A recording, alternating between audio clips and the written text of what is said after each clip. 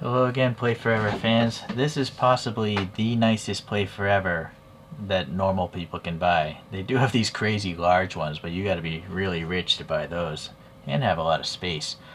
So this is called the Rufus Allons. I'm not French. I'm not pronouncing that right. The internet's telling me this was some sort of specially produced collaboration with Hugo Boss, the designer fashion brand. And if you're lucky, you can still get this. I bought this one from this Australian reseller, shopoftoys.au, and it's 85 Australian dollars, which is exceptionally inexpensive, I think, because it's on sale. Usually it was 105. But these are long sold out. I don't even know how old it is, but we'll get into it later on. Nowadays, the Rufus is they have a dog. So, I mean, a toddler would appreciate that, but I'm not a toddler, so I'd rather have like a cartoon helmeted person than a driving dog. But if you want, you can buy these. It's out of stock right now on the UK website, but I think they're $70 on the US website. I brought this up because dimensionally, if you want to know, it's 214 millimeters in length and it weighs around 400 grams, 410 for this one. But okay, so that's all we know there. Yeah, I would highly suggest you buy this if you like this video, because this will probably become the most expensive Playforever, I think. Design-wise, it just looks awesome, just in the box. I'm trying to get rid of that stupid Windows taskbar. I hate Windows. Alright. So yeah, we just have this, and it's meant for 3-year-olds. 3-year-olds, boy, it seems sacrilege to give something so pretty to a 3-year-old kid that's just gonna smash it and throw it around. Let's see here. This was made in 2019, and some sort of text there. It's made of thick ABS, very strong and durable. It has CE approval, and the Chinese one, I don't know what this triple C means there, but it means that, you know, it's not going to be poisonous to your children. Even the U.S. approval, the CPSIA, I think that's the for kids. And all right, anyways, EU EN71. If you have kids, you know, you don't want to give them stuff with lead paint and things that'll fracture into their teeth, and have decals they could chew on, that kind of stuff. All right, so there's the little blurb on the company. And let's open this up. I really wish they had taped these off, though, so you knew if they were new or not. I think this one is new. And we got this cardboard.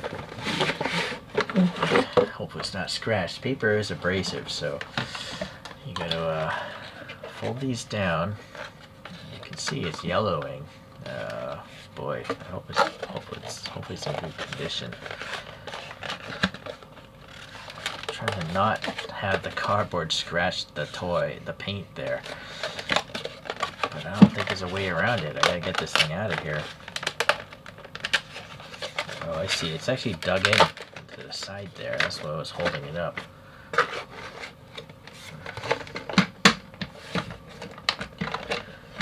Okay. Boy, we'll start at the bottom.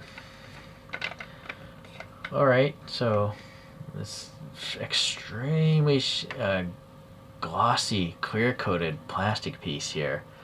And it's like a photo shift, I think, or metallic blue. When I look at it straight on, it just looks black. But once you hit a certain angle, look at this. That is just cool. Alright, so it's the Midi line. They're medium-sized ones, Rufus, and there's the colorway, and it tells you how old it is without packaging. The CE approval, designed in England, made in China, right? There's no indication of how this thing is put together, so I don't know if this is glued in place. There's probably screws underneath this, but I am not going to pick away at it. The bottom is just a raw ABS plastic. It's got that typical plastic graining texture to it. And then you can see already, they have this like chromed plastic wheel. Yeah, it's red and blue, very cool. And then pure white rubbery tires, looking nice. And they have the Playforever logo, molded, raised. And you have these axle ends. And they will spin independently of the wheel. And they're just the raw plastic. Alright, that one actually spins. That's the first one where it actually spins with the... See, it's more like that, supposedly, usually. Okay. And I don't know if they're ball bearings. I don't think there are. I think it's just a steel axle, but the weighing 400 grams, these things roll very, very well. Yeah, very well.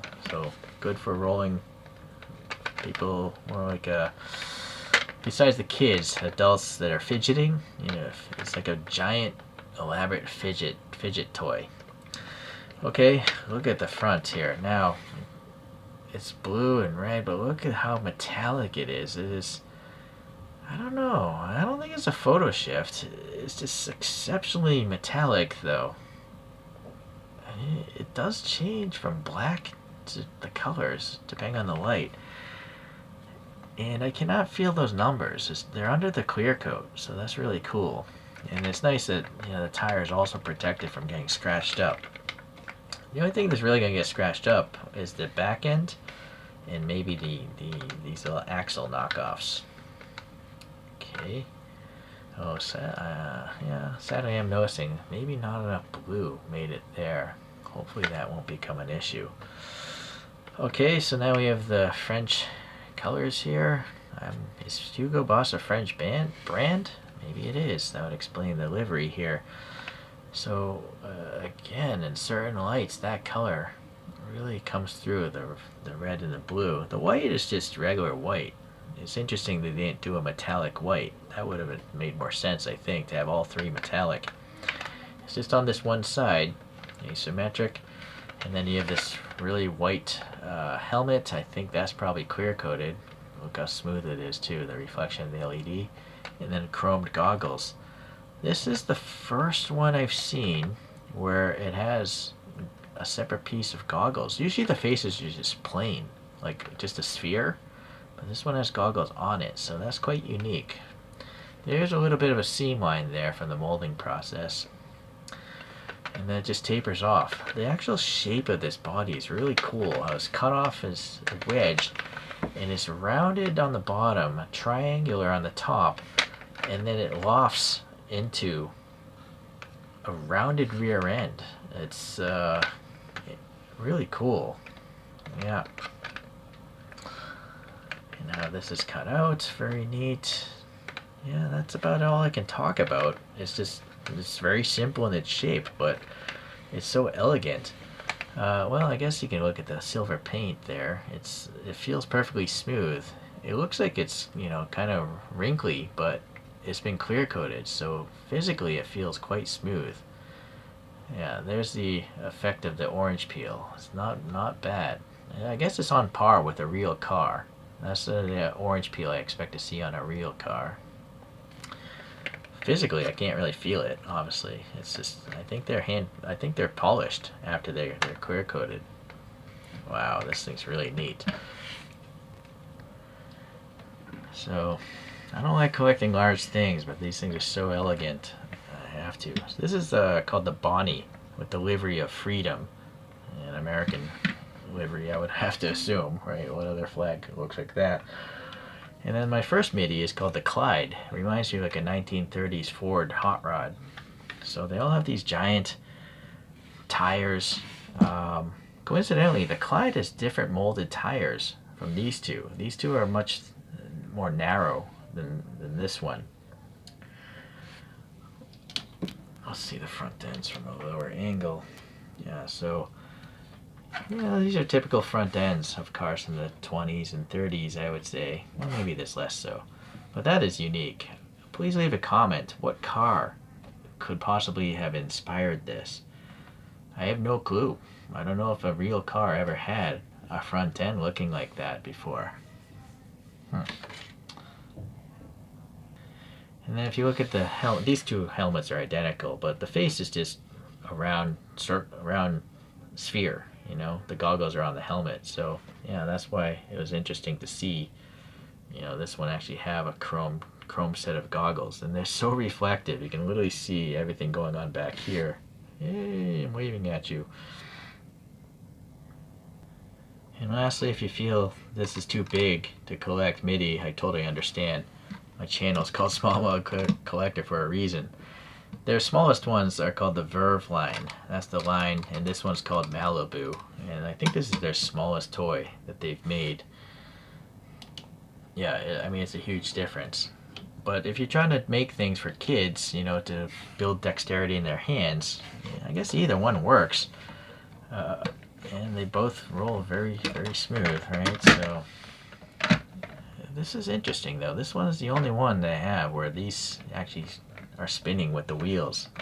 But they don't come off because you can't have a child bite on that and choke on it, right?